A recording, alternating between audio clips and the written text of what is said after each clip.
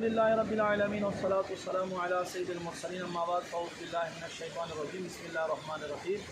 الصلاة والسلام عليك يا رسول الله وعلى آلك وأصحابك يا حبيب الله الصلاة والسلام عليك يا نبي الله وعلى آلك وأصحابك يا نور الله زما خبو مسلمانانو روم الحمدلله عید الفطر آمد دی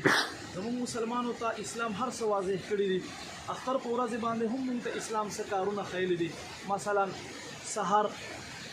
اول وختي سړی جمع سره مونځ وکړي هغې نه بعده قبرستان ته لاړ شي قبرستان ته تګ مستحب دی هغې نه بعده ما عزتمندو خپل نوکان کټ کړي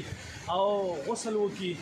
ویخته هم صفا کی سنت جوړ کی زیر ناف ویخته صفا کی ترخونه ویخته صفا کی دا سنت دی بیا خیستا نوې جامې یا منزل شوی جامې واغوندي خوشبوئی ولګوي او بیا جمعات په طرف باندې روان شي الله اکبر لا اله الا الله والله اکبر الله اکبر ولله الحمد دا ځان سره وایي کم اختر ته چې ځي رو بیا وایي لوی اختر ته چې ځي اوچت اواز سره وایي او بیا ما عزتمندو قدرمندو خلکو سره خوشامدي سره خوشحالی سره خوشمزاجي سره ملاو کېدل او په لار کې صدقه او خیرات کول اختر موز نه مخکې خپله سرسایه ورکول بیا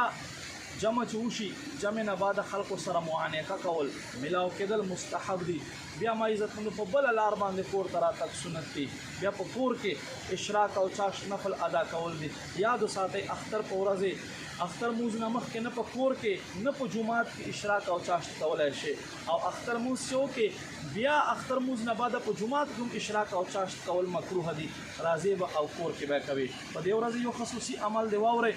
روایتو کې راځي څوک چې په دې اختر په ورځ باندې سبحان الله وبحمده 300 ځله ووایي سبحان الله وبحمده سبحان الله وبحمده 300 ځله ووایي او مردگانو ته وبخي الله رب کریم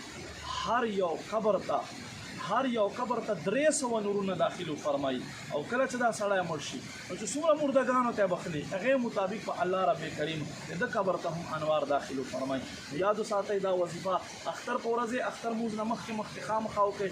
ما ته هم دعاګانې کوئ او دا ویډیو در سره شیر کړئ نورو مسلمانو ته چې اختر موز نه مخکې ورسېږي دا احکام زده کړي الله رب کریم دې موږ ته عمل توفیق نصیب کړي آمین بجاه نبی الامین صلی الله علیه و آله